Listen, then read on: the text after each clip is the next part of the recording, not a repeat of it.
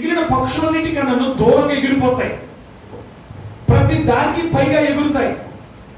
ఎందుకంటే ఆత్మీయ అంతరిక్ష యాత్రికులు వారు దేవుని వాక్యమును తీసుకుని వెళ్ళుచు ఆయన నిన్న నేడు నిరంతరము ఏకరీతికున్నాడని నిరూపిస్తుంది. ఏమే, ఎవరైతే యేసుక్రీస్తు నిన్న నేడు నిరంతరం ఒకటే రీతికున్నాడని వారి జీవితం ద్వారా నిరూపిస్తారు పిల్లరా, వారు ఒక ఆత్మీయ అంతరిక్ష యాత్రికుడు. దేవునికి మహిమ కలుగును గాక. హల్లెలూయా. నేను ఈ కాలంలో జీవిస్తుండగా అది నన్ను ఎంతగానో సంతోషింపజేస్తాను. ఏమే, ఎందుకంటే పిల్లరా, ఇప్పుడు ఒక అంతరిక్ష యాత్రికునికి అది ఎంత ఆశ్చర్యంగా ఉన్నది. ఇప్పుడు మనం విన్న కొన్ని మాటలు మీకు కనబడలేదు, వినలేదు. మీరు అక్కడ ఏమంటారంటే వాళ్ళు oh my God, oh my God, unbelievable అంటారు. అంటే నమ్మలేని నిజం ఇది,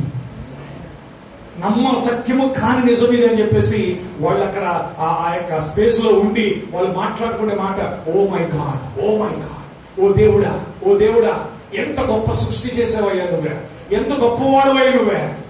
సృష్టి చేసిన సృష్టి ఎంత గొప్పగా ఉంటే అసలు దాన్ని సృష్టించిన సృష్టికి అది ఎంత గొప్ప.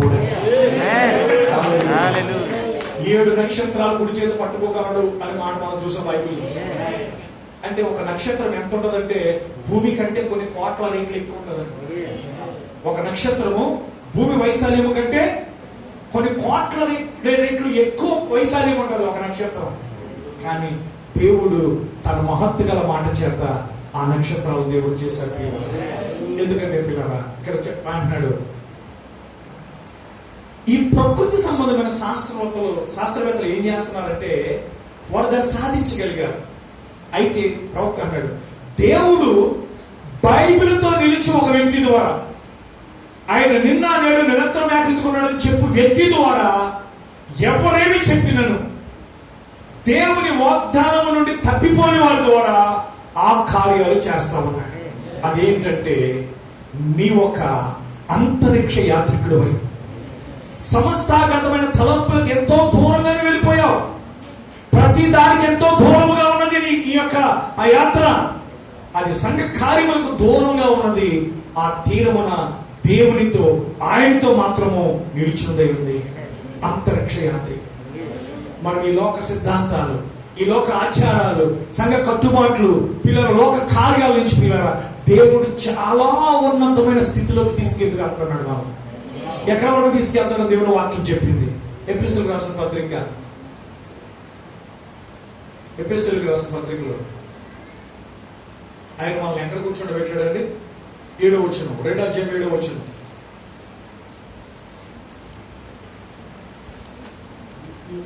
క్రీస్తు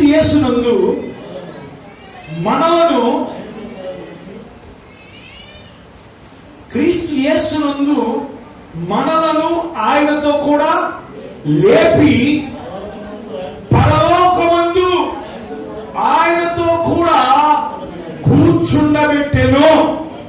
ఆమేన్. ఇప్పుడు దేవుడు మనలను ఎక్కడ కూర్చుండబెట్టాడంటండి? మరి ఇప్పుడు మనము ఈ భూ సంబంధమైన అంతరిక్ష యాత్రికుల కంటే మనం ఆత్మీయ అంతరిక్ష యాత్రికులు అని మనం నమ్ముతున్నామా? దేవునికి స్తోత్రం కలుగును గాక. అసలు ఈ అంతరిక్షానికి వెళ్ళాలంటే ఏం చేయాలి? ఈ అంతరిక్షానికి వెళ్ళేవాడు ఏం చేస్తే అవతల పక్క వెళ్తాడంటే, ఒక అంతరిక్ష యాత్రికుడు అవుటకు వాడు తొట్టి లాంటి దాంట్లోకి వెళ్తారంటండి. అదొక తొట్టిలా ఉంటుంది అంటే, ఒక పడవలాగా, ఒక నౌకలాగా, అంటే రాకెట్ ఒక తొట్టిలాగా ఉంటుంది అంటండి. చూడండి, వారికై వారు తమ్మును వారు స్వాధీనం చేసుకోలేరు. అక్కడ ఎలా ఎగిరాడో చూసారు మీరు? ఆ తొట్టి ఎలా చూసారు మీరు? ఎవరు ఆ తొట్టి చూసారు? ఇప్పుడు మీరు తొట్టి ఎగిరారు, వాళ్ళ కంట్రోల్ వాళ్ళు ఉన్నారు అక్కడ, ఎగిరిపోతున్నారు కదా.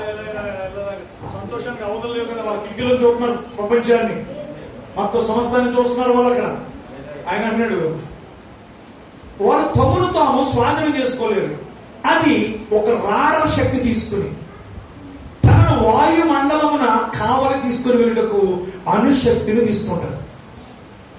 అతడు అదుపులో ఉంచి గోపురము ద్వారా నడిపించబడతాడు. దాన్ని రాడర్ అంటారు. దేవునికి మహిమ. అయితే దేవుని ఆత్మీయ యాత్రికులు కూడా అలాగే ఉన్నారు. వారు ఒక తొట్టిలోకి వస్తున్నారు. ఇప్పుడు మనం కూడా ఒక తొట్టిలోకి వెళ్తున్నాం. ఒక స్థలమునకు. ఏంట స్థలము? ఒక శరీరములోకి. ఆ శరీరం ఏమైనది? అది క్రీస్తు శరీరమై ఉన్నది. హల్లెలూయా. ఎలా మనం ఆ శరీరంలోకి వెళ్ళగలమంటే, మొదటి కొరింథీ రాసిన పత్రిక 12వ అధ్యాయంలో చెప్తున్నాడు. మొదటి కొరింథీ రాసిన పత్రిక 12వ అధ్యాయం 13వ వచనం. మొదటి కొరింథీ రాసిన పత్రిక 12వ అధ్యాయం 13వ వచనం. ఎలాగనగా యూదులమైనను గ్రీసు దేశస్థులమైనను దాసులమైనను స్వతంత్రులమైనను మనమందరము ఒక్క శరీరములోనికి. ఏంట శరీరము? అది క్రీస్తు శరీరము. మనందరం ఒక్క శరీరములోకి అనే మాట ఇప్పుడు మనం వింటున్న వర్తమానాన్ని బట్టి ఇలా మాట్లాడుకుందాం. ఆ ఒక్క తొట్టిలోకి వింటున్నారండి? ఆ తొట్టి ఏమనుకున్నామండి? అది ఒక నౌక, అది ఒక ఓడ, అది ఒక నౌక, అది ఒక తొట్టె. ఆ తొట్టెలోకి, ఆ తొట్టెలో కాదు, క్రీస్తు యొక్క శరీరం. ఏమే? మనమందరము ఒక్క శరీరములోనికి, అంటే ఒక్క శరీరముగా ఉండుటకు, ఒక్క శరీరములోనికి ఒక్క ఆత్మయందే బాప్తిస్మము పొందితిమి. దేవునికి స్తోత్రం కలుగునుగాక. అంటే ఇప్పుడు మనం పొందాల్సిన బాప్తిస్మము పిల్లల కేవలం ఏదో సంఘ సభ్యత్వ బాప్తిస్మం కాదు, నీటి బాప్తిస్మము కాదు, ఏదో కేవలం పరిశుద్ధాత్మ బాప్తిస్మం చెప్పడం కాదు పిల్లరా. మనము క్రీస్తు యొక్క శరీరములోనికి వెళ్ళాలి. హల్లెలూయా. దేవుని ప్రవక్త అంటున్నాడు, నీతికరణ, శుద్ధీకరణ, పరిశుద్ధాత్మ బాప్తిస్మము దాటి మనం ఆవులు ప్రఖ్యాతనం అన్నాడు. దేవునికి స్తోత్రం కలుగునుగాక. ఎలా ఎలా అంటున్నాడు ప్రవక్త అంటే, ఆయన అంటున్నాడు, ఆయన ఈ విధంగా అన్నాడు, ఒక స్థలానికి, ఒక శరీరములోనికి, అది క్రీస్తు శరీరమైనది. ఎవరైతే క్రీస్తు శరీరములకు వారు వెళ్ళారో ఇక వారు కాదు గాని ఆయనే. ఈ మాట అర్థం చేసుకోవాలి. ఇక వారు కాదు, ఆయనే.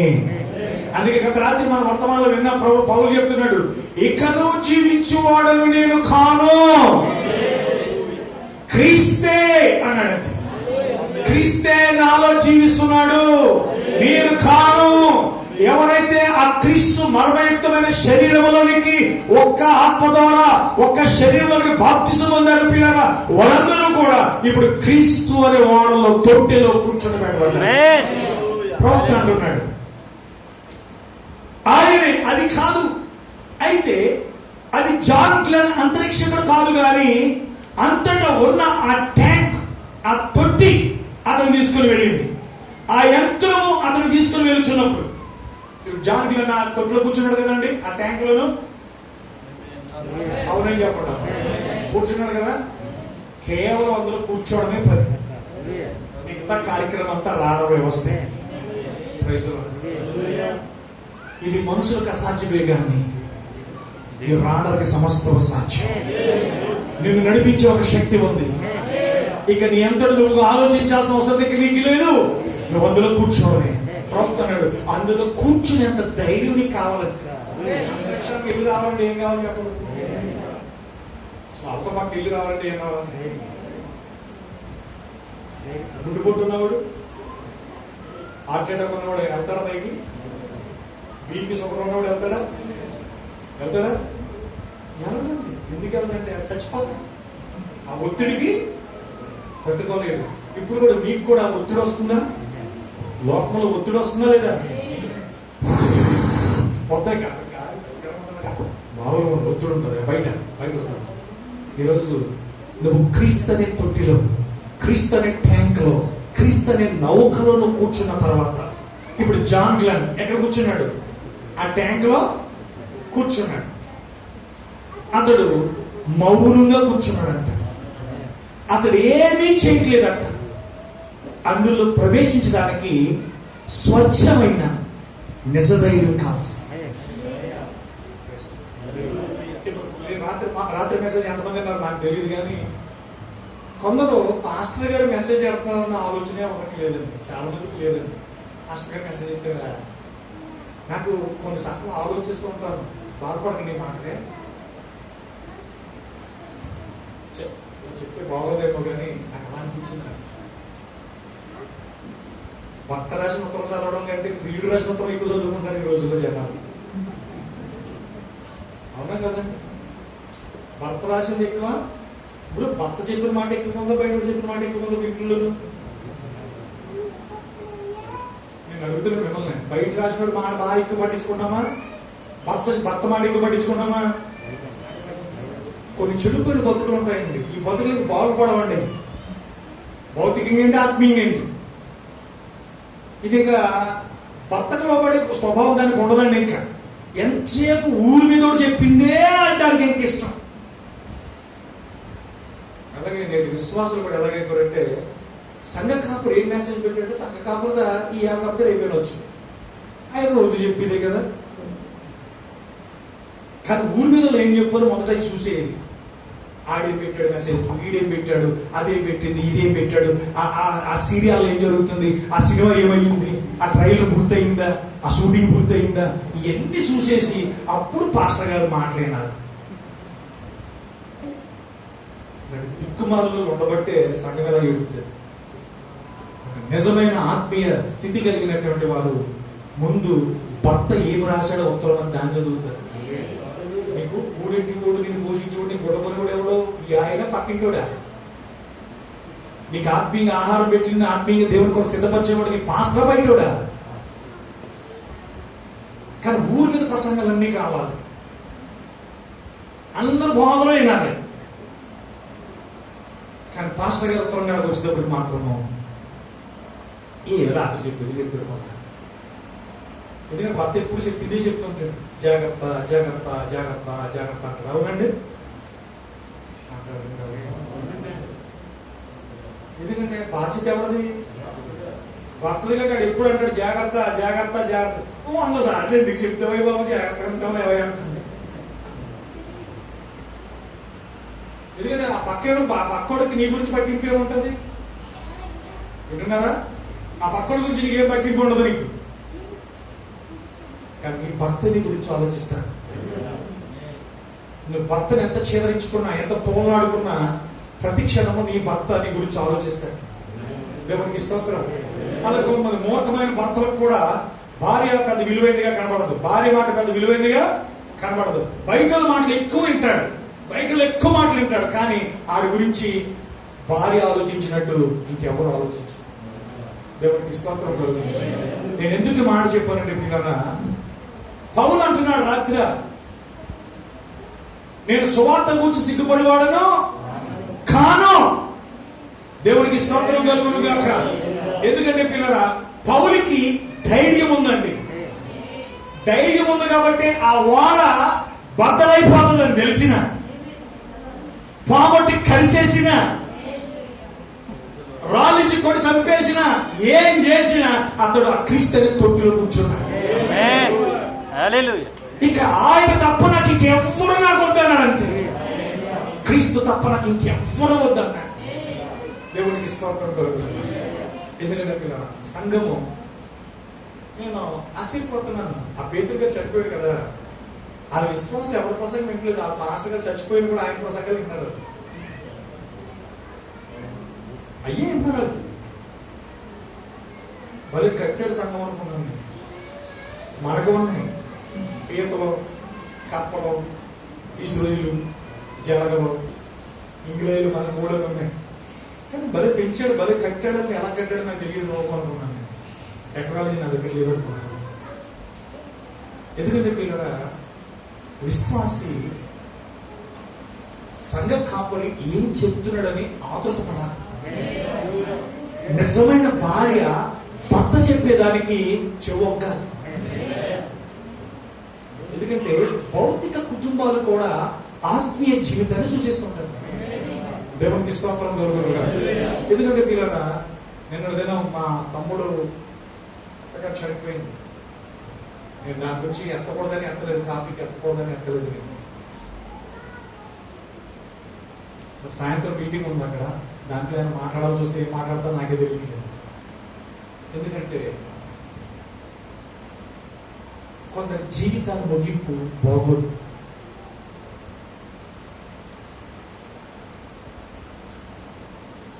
ఆ టాపిక్లో నేను వెళ్ళాలని అనుకోవట్లేదు.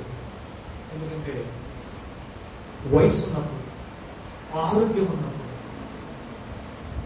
ఆడో కుక్కలా తిరిగి ఇదో కుక్కలా తిరిగితే ఆ బతుకులు ముగింపు బాగుంటుందండి? బాగుందండి. చివరికి వాళ్ళ మరణాలు ఎలా ఉంటాయంటే ఒక్క చావులు చచ్చిపోతాయి. ఆ జీవితాలకి అర్థము. ఎందుకంటే నేను చెప్తున్నాను, తల్లిదండ్రులుగా మీరు కరెక్ట్గా లేకపోతే మీ బిడ్డల బతుకులు కూడా బాగోవు. జాగ్రత్త. నా యాసాలు నాయి, నా జీవితం నాదని అనుకోకండి. తల్లిదండ్రులు బాగోకపోతే బిడ్డల జీవితాలు కూడా చాలా మటుకి చాలా కుటుంబాలు బాగోవు.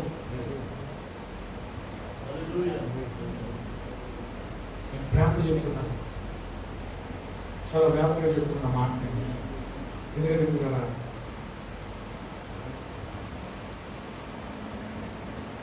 అందరికీ అలాంటి జరగకూడదని నేను కోరుకుంటున్నాను. మంచిగా జరగాలని కోరుకుంటున్నాను. మొదటిగా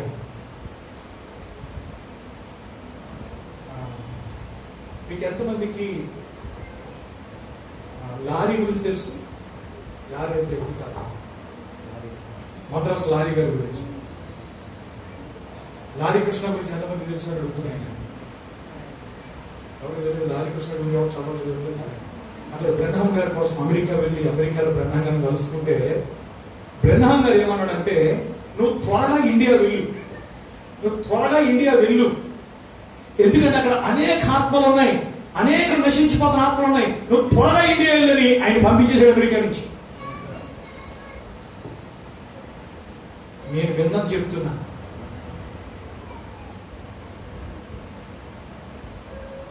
ఎప్పుడైతే ఈ లారీ గారు బయట దేశాలకు వెళ్ళారో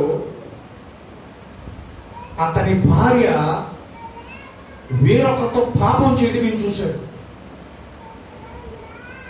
ఈ లారీ గారి భార్య వేరొకరితో పాపం చేయడం చూసి అప్పటి నుంచి ఆ లారీ గారు వ్యభిచారైపోయాడు.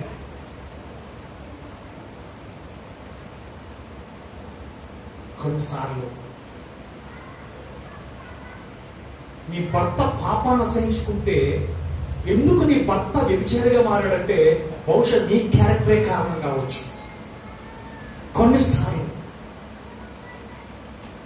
భార్యను నిర్లక్ష్యం చేసి, భార్యను కించపరిచి అవమానించినప్పుడు కొన్నిసార్లు కొందరు భార్యలు కూడా వ్యభిచారులు అయిపోయారు. అదే రీసెంట్లీ ఒక పోలీసు డైరీలో వచ్చినటువంటి ఒక చిన్నది మీ గ్రూప్లో పెట్టారు. ఓ పాస్టర్ అమ్మ సంఘానికి వచ్చి ఒక విశ్వాసతో సంబంధం పెట్టుకుని ఆ విశ్వాస కారుతోటే సంఘ పాస్టర్ని చంపించేసింది.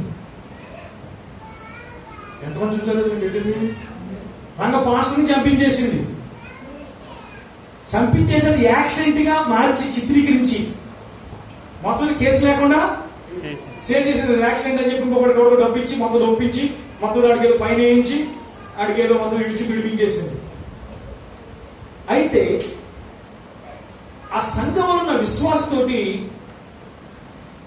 ఆ భర్త చనిపోయిన 5 సంవత్సరాల తర్వాత ఆ పాస్టర్ గారి తల్లికి ఈమె మీద అనుమానం వచ్చింది. ఎందుకంటే ఈ యాక్సిడెంట్ చేసినటువంటి కారు కలిగిన ఆ వ్యక్తితోటి ఈమె సన్నిహితం ఉండడం గమనించి మళ్ళా తల్లిని కేసు పెడితే అది మళ్ళా తిరగదు పెడితే అదే వాళ్ళిద్దరు కలిసి చెప్పేసి బయటపడి జైలేసింది. అంటే పాస్టర్ అందరూ కరెక్టా అండి? బాధపడకండి. పాస్టర్ గురించి ఇలా మాట్లాడుతున్న బాధపడకండి.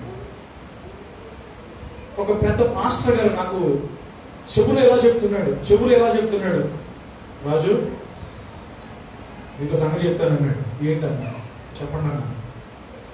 ఫలానా ఫలానా ఫలానా ఫలానా ఫలానా. ఇంకొక పాస్టర్కి నాకు ఎంత గొడవ వచ్చినా ఆ మాట మాత్రం నేను ఎత్తలేదు. ఎందుకంటే పాస్టర్ కూడా మీటింగ్లో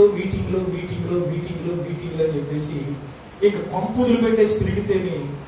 అందుకే దేవుని ప్రవక్త అనేక సార్లు సంఘానికి, సంఘ కాపరులకి, సంఘ భార్యలకి ఏం చెప్పాడంటే, ఒకవేళ నా భార్య నేను వెళ్తున్నప్పుడు నువ్వు ఏ అమ్మాయి తోడని తిరిగితే, లేదా నేను వస్తున్నప్పుడు నువ్వు ఎవరితోడని తిరిగితే నీకు ఇక్కడ అది కుటుంబము కాదు, నా భార్య మీద నాకు నమ్మకం, నా భర్త మీద నాకు నమ్మకం అని చెప్పమన్నాడు. అందుకే ప్రవక్త బ్రన్నము అమెరికా దేశస్థుడు కాబట్టి పిల్లరా, అమెరికా దేశ స్త్రీలు పురుషుల స్థితి ఎలా ఉంటుందో, ప్రపంచ దేశాల్లో ఉన్నటువంటి పురుష స్త్రీల యొక్క పరిస్థితి ఎలా ఉంటుందో అవన్నీ ముందే చూసి కుటుంబాలు వదిలిపెట్టేసి మీటింగ్లు అని అడిగితే ఈరోజు పాస్ట్రామలు కూడా వ్యభిచారులు అయిపోయారు.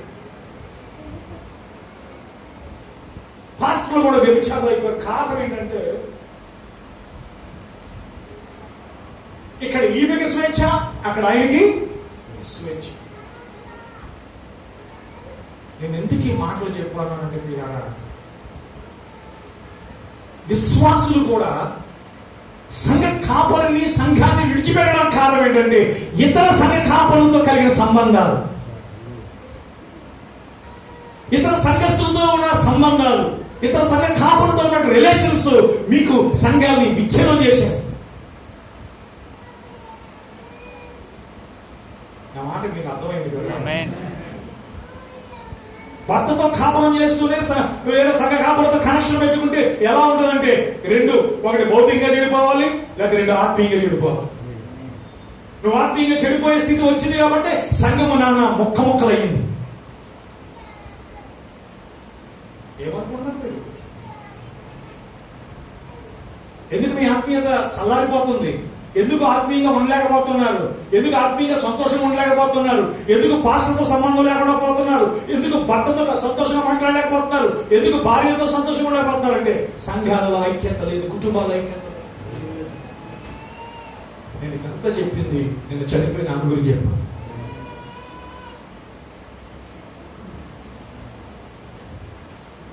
ఒక ఆడకు బెదిరిస్తే భర్త గురిపెట్టుకు సావడం తప్ప చేసేది ఏముండదండి. మీకు ఒక ఆడది బెదిరిస్తే భర్త అన్నోడు ఉరిపెట్టి సావడం తప్ప ఇంక చేయగలిగింది ఏమీ లేదు. ఆడది ఎంతకైనా తెగిస్తాను, బట్టలు ఇప్పుడు తిరుగుతానంటారు రోడ్డు మీద నేను సిగ్గుపరచడానికి.